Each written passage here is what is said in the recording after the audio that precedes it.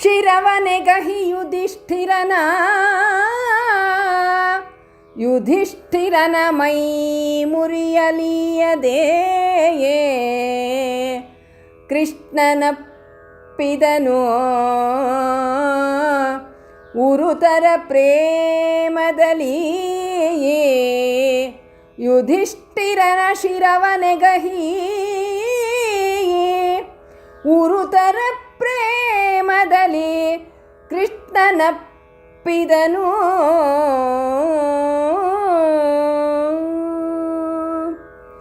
ಭೀಮಾರ್ಜುನರ ಯಮಳರನು ಹರುಷದಲ್ಲಿ ತೆಗೆದಪ್ಪಿ ಭೂಮೀಶ್ವರರ ಮನ್ನಿಸಿದನು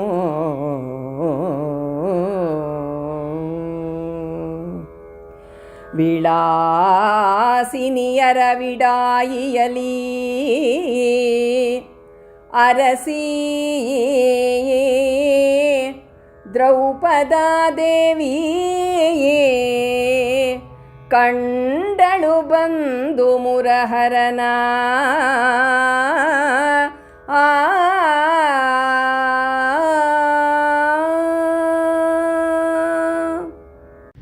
ಇದು ವಿರಾಟ ಪರ್ವದ 10ನೇ ಸಂಧಿಯ 57ನೇ ಪದ್ಯ. ನಾವು ಹಿಂದಿನ ಪದ್ಯದಲ್ಲಿ ನೋಡಿದ್ವಿ, ಧರ್ಮರಾಯ ಶ್ರೀಕೃಷ್ಣ ಪರಮಾತ್ಮನಿಗೆ ನಮಸ್ಕಾರ ಮಾಡ್ತಾನೆ. ಅವನು ನಮಸ್ಕಾರ ಮಾಡಿದಾಗ ಅವನ ಹಿಂದಿಂದ ಅರ್ಜುನ, ನಕುಲ, ಸಹದೇವ, ವಿರಾಟ್, ರಾಜ, ದ್ರುಪದ ಮುಂತಾದವರೆಲ್ಲ ನಮಸ್ಕಾರ ಮಾಡಿದ್ರು ಅಂತ. ಈ ನಮಸ್ಕಾರ ಮಾಡಿದ್ದಕ್ಕೆ ನಮ್ಮ ಶ್ರೀಕೃಷ್ಣ ಪರಮಾತ್ಮನ ಪ್ರತಿಕ್ರಿಯೆ ಹೇಗಿತ್ತು ಅದನ್ನು ಇವನು ನಮ್ಮ ಕವಿ ಇಲ್ಲಿ ವರ್ಣಿಸ್ತಾನೆ. ಹೇಗೆ? ಶಿರವ ನೆಗಹಿ ಯುಧಿಷ್ಠಿರನ ಮೈ ಮುರಿಯಲೀಯದೆ ಕೃಷ್ಣನಪ್ಪಿದ ನುರುತರ ಪ್ರೇಮದಲ್ಲಿ. ಶ್ರೀಕೃಷ್ಣನಿಗೆ ಧರ್ಮರಾಯ ಅಂದರೆ ಪ್ರೇಮ ಅಂತೆ. ಆ ಪ್ರೇಮದಲ್ಲಿ ಶಿರವ ನೆಗಹಿ, ನೆಗಸೋ ಅಂದರೆ ಎತ್ತೋದು ಅಂತ. ಅವನು ನಮಸ್ಕಾರ ಮಾಡಿದ್ನಲ್ಲ ಧರ್ಮರಾಯ, ಅವನು ನಮಸ್ಕಾರ ಮಾಡೋಕ್ಕೆ ಬಿಡ್ದಲೇ ಅವನ ಶಿರವ ನೆಗಹಿ, ಅವನ ತಲೆ ಎತ್ತಿಬಿಟ್ಟು ಯುಧಿಷ್ಠಿರನನ್ನು ಒಪ್ಪಿಕೊಂಡಂತೆ ಶ್ರೀಕೃಷ್ಣ. ನೋಡಯ್ಯ, ನೀನು ನನಗೆ ನಮಸ್ಕಾರ ಮಾಡಬೇಕಾಗತ್ತೆ ಇಲ್ಲ ಧರ್ಮರಾಯ ಅಂಥೇಳಿ ಅವನು ಒಪ್ಕೊಳ್ತಾನೆ. ಹಾಗೇ ಅವನೊಬ್ಬನ್ನೇ ಒಪ್ಕೊಳ್ಳಲ್ಲ, ಹಾಗೆ ಪ್ರೇಮಭಾವದಿಂದ ಭೀಮ, ಅರ್ಜುನ, ನಕುಲ, ಸಹದೇವ ಎಲ್ಲರನ್ನೂ ಆಲಂಗಿಸ್ಕೊಳ್ತಾನಂತೆ. ಪ್ರೇಮದಲ್ಲಿ ಭೀಮಾರ್ಜುನರ ಯಮಳರನು, ಹರುಷದಲ್ಲಿ ಬಿಗಿದಪ್ಪಿ, ಇವನ್ನೆಲ್ಲ ಹರ್ಷದಿಂದ ಬಿಗಿದಪ್ಪಿಕೊಂಡಂತೆ ಭೂಮೀಶ್ವರರ ಮನ್ನಿಸಿದನು.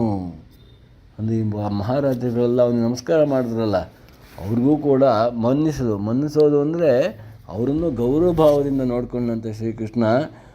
ಅವನು ಯಾವತ್ತೂ ಶ್ರೀಕೃಷ್ಣ ಪರಮಾತ್ಮ ಎಲ್ಲರಿಗೂ ಅವನು ರೋಲ್ ಮಾಡೆಲ್ ಅಂತ. ಅವನು ಯಾರಿಗೂ ಕೂಡ ಅವ್ರು ನಮಸ್ಕಾರ ಮಾಡೋದು ಅಂತ ಅವನು ಮೇಲೆ ಹೋಗಿ ಕೂತ್ಕೊಳ್ದೇನೆ ಅವರನ್ನೆಲ್ಲ ಗೌರವ ಭಾವದಿಂದ ನೋಡಿಕೊಂಡು ಅವ್ರನ್ನ ಹೇಳಿದಂತೆ ಭೂಮೀಶ್ವರರ ಮನ್ನಿಸಿದನು. ಆ ಮಹಾರಾಜಗಳಿಗೆಲ್ಲ ಇವನು ಪ್ರತಿ ನಮಸ್ಕಾರ ಮಾಡ್ತಾನೆ, ಅವರನ್ನು ಗೌರವ ಭಾವದಿಂದ ಕಾಣ್ತಾನೆ. ಈ ಮಧ್ಯದಲ್ಲಿ, ಈ ಕಾಲದಲ್ಲಿ ಬರೀ ಅವ್ರು ಮಾತ್ರ ಅಲ್ಲ, ಈ ಮಧ್ಯದಲ್ಲಿ ದ್ರೌಪದಿ ಬಂದ್ಲಂತೆ. ದ್ರೌಪದಿ ಬಂದು ಶ್ರೀಕೃಷ್ಣ ಪರಮಾತ್ಮನ ದರ್ಶನವನ್ನು ಪಡೆದ್ಲು ಅಂತ ಹೇಳ್ತಾನೆ ಕವಿ. ವಿಳಾಸಿನಿಯರ ಬಿಡಾಯಿ ಅಲರಸಿ ಕಂಡಳು ಬಂದು ಮುರಹರನ. ಆ ವಿಡಾಯಿ ಅಂದರೆ ವೈಭವ. ಆ ವೈಭವದಿಂದ ನೋಡಿಕೊಂಡು ದ್ರೌಪದಿಯಲ್ಲಿ ಬರ್ತಾಳೆ. ಬಂದು ಕಂಡಳು ಬಂದು ಮುರಹರನ. ಮುರಹರ ಅಂದರೆ ಶ್ರೀಕೃಷ್ಣ ಪರಮಾತ್ಮನ ಬಂದು ಅವನ ದರ್ಶನ ಮಾಡಿಕೊಂಡು ಸಂತೋಷವಾದಂಥ ಅವಳಿಗೆ. ಕೈದಣಿಯೇ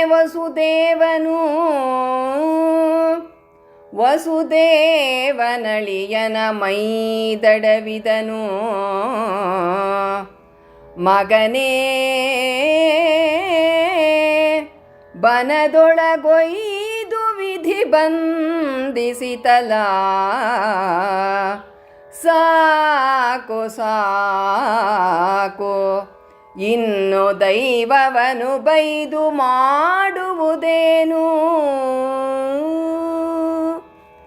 ದುರುಪದ ದುರುಪದಿಯ ಐದೆತನ ಉಂಟಾಗಿ ದುರಿತವ ಕೊಯ್ದು ನರಲೋಕಕ್ಕೆ ಬಂದಿರಿ ಮಗನೇ. ನಮ್ಮ ಪುಣ್ಯದಲ್ಲಿ ದುರುಪದಿಯ ಐದೆತನ ಉಂಟಾಗಿ ದುರಿತವ ಕೊಯ್ದು ನರಲೋಕಕ್ಕೆ ಬಂದಿರಿ.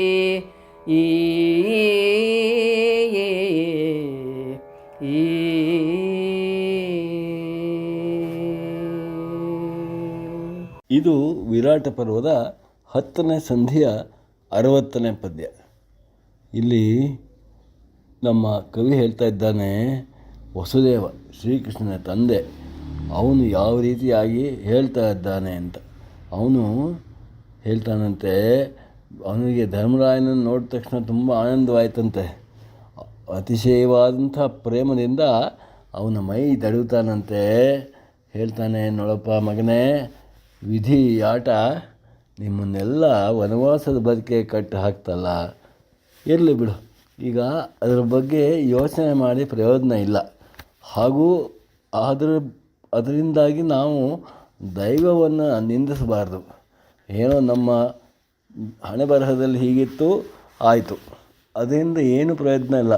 ಇದರಲ್ಲಿ ಮುಖ್ಯವಾಗಿ ದ್ರೌಪದಿಯ ಮುತ್ತೈದೆತನದಿಂದ ನೀವು ಎಲ್ಲ ಒಂದು ಅಪಾಯಗಳನ್ನ ದಾಟಿಕೊಂಡು, ನಮ್ಮ ಪುಣ್ಯ ನೋಡಪ್ಪ, ಎಲ್ಲದನ್ನು ದಾಟಿ ನೀವು ಈ ಮನುಷ್ಯರ ಪುಣ್ಯಲೋಕಕ್ಕೆ ಬಂದಿದ್ದೀರಿ ಅಂತ.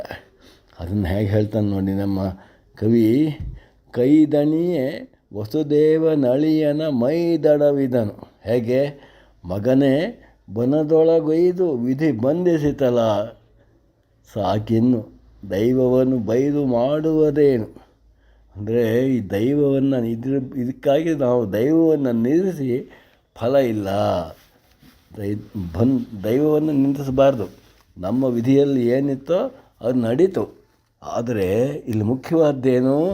ದುರುಪದಿ ಐದೆತನ ಉಂಟಾಗಿ ದುರಿತವ ಕೊಯ್ದು ನರಲೋಕಕ್ಕೆ ಬಂದಿರಿ. ಯಾತ್ರೆಯಿಂದ ಬಂದಿರಿ ನೀವು ನರಲೋಕಕ್ಕೆ? ನಮ್ಮ ಪುಣ್ಯದಲ್ಲಿ. ಇದು ನಮ್ಮ ಪುಣ್ಯ ಭಾಗ್ಯ ಕಣ್ರಪ್ಪ. ನೀವು ಎಲ್ಲ ಸಮಸ್ಯೆಗಳನ್ನು ದಾಟಿ ದ್ರೌಪದಿಯ ಮುತ್ತೈದೆತನದಿಂದ ಈ ದುರಿತಗಳನ್ನೆಲ್ಲ ಕೊಯ್ದು, ಅಂದರೆ ಈ ದುರಿತಗಳನ್ನೆಲ್ಲ ದಾಟಿ, ಎಲ್ಲ ಅಪಾಯಗಳನ್ನು ದಾಟಿ ನೀವು ನಮ್ಮ ಪುಣ್ಯದಿಂದ ಮನುಷ್ಯ ಲೋಕಕ್ಕೆ ಬಂದಿದ್ದೀರಿ. ಭಾಳ ಸಂತೋಷ ಧರ್ಮರಾಯ, ನೀನು ನೋಡಿ ತುಂಬ ಸಂತೋಷ ಆಗುತ್ತೆ ಅಂತ ವಸುದೇವ ಧರ್ಮರಾಯಂಗೆ ಹೇಳ್ತಾನೆ.